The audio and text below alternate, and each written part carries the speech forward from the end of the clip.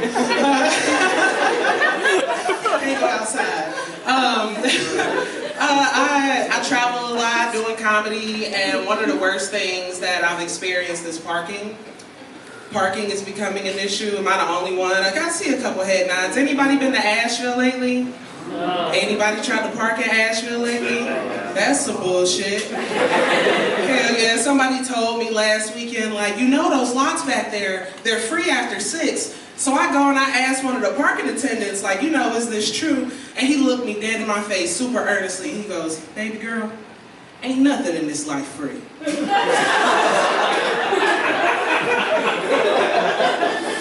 So I sucked his dick.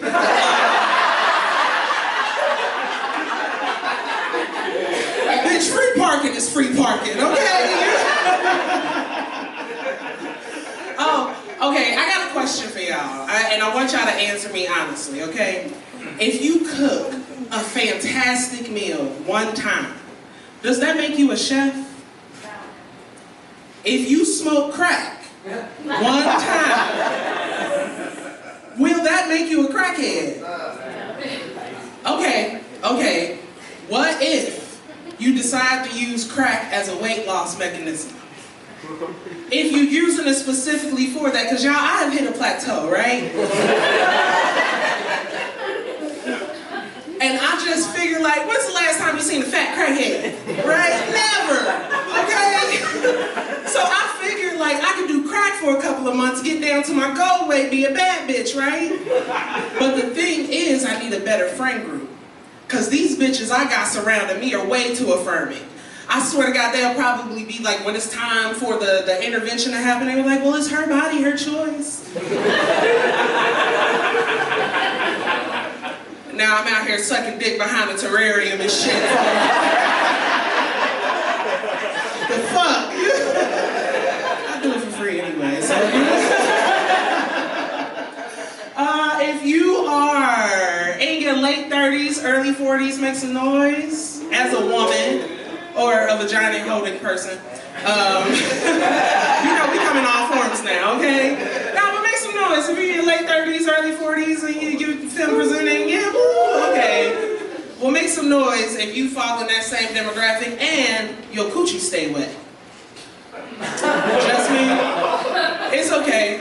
My coochie only wet because I sneeze a lot and I pee a little bit. Yeah, candy liners stay on squish. Look, we already traveling down this road, so like that ass, like I do sneeze a lot. Like I don't just sneeze one time or whatever. I'm one of those people that sneeze 6, 7 times. But the issue is, I also use a menstrual cup. You know. Yeah, and back there, I almost went into a sneezing fit and had to stop myself because I almost shot that motherfucker down these jeans.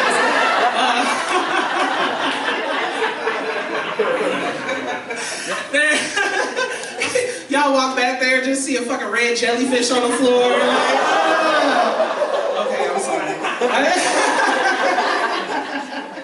Oh my God. Oh, I'm such a dirty bitch. No, but I also choose like awful partners. I really do. I love a stupid man. Make some noise if you're a stupid man. Woo! I love an honest man too. Like, don't you shyly raise your hand, bitch. Be like, I'm dumb. Like, you gotta be in your shit. I love confidence, okay? No, but that ass, I was dating a man one time and we got into an argument over hamburger. He tried to tell me that hamburgers were made of pork because they are called ham burgers. He also got into an argument with a waitress over his entree because he wanted to order a beef pork chop. He meant steak. Y'all. Listen. I had a baby by this motherfucker a year after that happened, okay? Tell you, I love a stupid man, okay?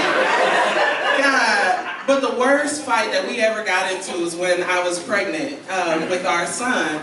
we wanted to name him like different things. I wanted to name our first son Kelly after my favorite uncle.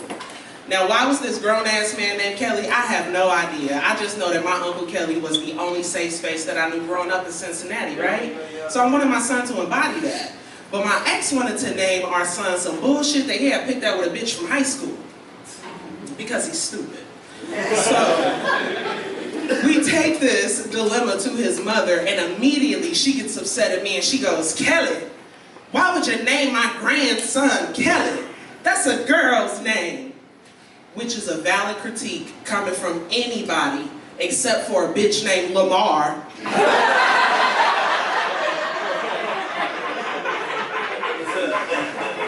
Whole family fucking stupid. My son's stupid too, it's okay. But we pray for him. No, but this year I've been leading a much healthier lifestyle than I have previously growing up, you know. Thank you. I've been eating better. I've been exercising more. I've been staying away from big dick black men with dreadlocks. Yep, out here protecting my peace as well as my pH balance, okay? Y'all, look, I just got my coochie and my credit corrected, okay? And I'll be damned if I let Cedric fuck it up again, okay? Malik, maybe. No, oh, another thing I did was I bought a Peloton. Anybody else ride Peloton in here? All right, shout out to all the white women, yeah! Gang, gang! For those of y'all who don't know, a Peloton is just a stationary bike with a very small seat. And my ass is very fat. So that bitch is lodged in my butt crack right now, okay? Wrote it here from Knoxville. No, but what actually started me on this lifestyle shift was when in 2023 I went to my doctor and she told me that she was concerned for my health because at that time I was 320 pounds. So I know, right? That's what she said. She said, oh wow. And then she followed that by, let's see if you qualify for Ozempic to try and get your weight down. Which surprised me because I did not know that Ozempic was some shit you had to qualify for.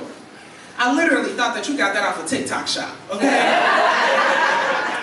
But no, there's blood work. So she calls me back in to give me my results and she goes, well, unfortunately, Miss Augustus, everything looks great. You're not diabetic, you're not even pre-diabetic. To be honest, all of us in the clinic, we were shocked.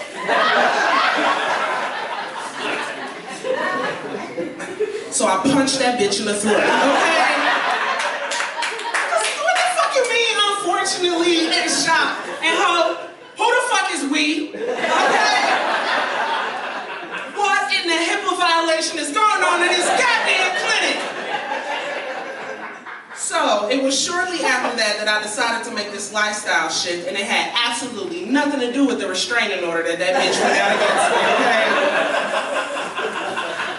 Yep, you snorted, you liked it.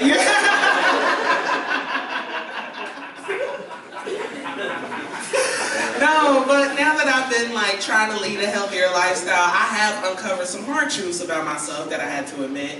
And the first one was that, y'all, I do not have flashable titties. Yeah, I think I got my daddy titties. And this is purely speculation because I have never met that man before. Right. Now.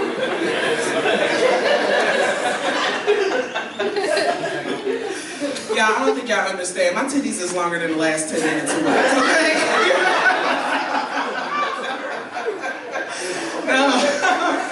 Oh God, another truth that I had to admit about myself is that I was an alcoholic. You know, I wouldn't drink just to have a good time. I would drink to get fucked up. I mean, how else do you find out that you ain't got flashable titties? That is not a sober lady activity, okay? That's some drunk bitch shit. That and sucking dick at the top of parking garages. Y'all, and when I was deep into my alcoholism, I was doing that shit at the height of the pandemic, right? And I kept catching strep throat. But I was too embarrassed to tell my doctor what was really going on. but I did admit to experiencing postnasal drip of some sort.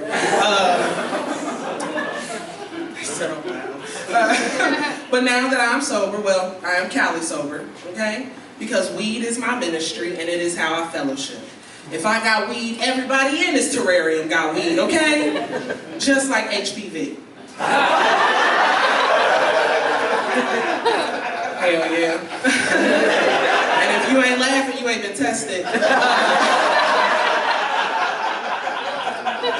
No, but now I have to start instituting some boundaries about like how I date and how I interact with people that I'm dating. And the first one is like, you know how some men will say, I don't want to date a woman who has kids because I don't have any that I claim. Same shit. I don't want to date a motherfucker with parents. That's the joke, okay? Now, the second boundary that I have instituted is that I will no longer be sucking dick on my knees. Y'all, I will be 40 this year. My body just don't work the way that it used to, but I found a cheat code. Now, I exclusively date men who are 5'6" and under. And I know some of you might be confused, like, Brandi, doesn't that mean that you gotta get down lower to suck their dick? No. We have established that I have been in the gym for a full year, right? I will scoop that little motherfucker up just like this, throw his legs over my shoulders and go to town for 7.5 minutes. And right before that little luchador come, I will powerbomb Rey Mysterio ass into the pillow top. Cause sex with me is exciting. It gets the people going. Y'all, my name's Brandi Augustus.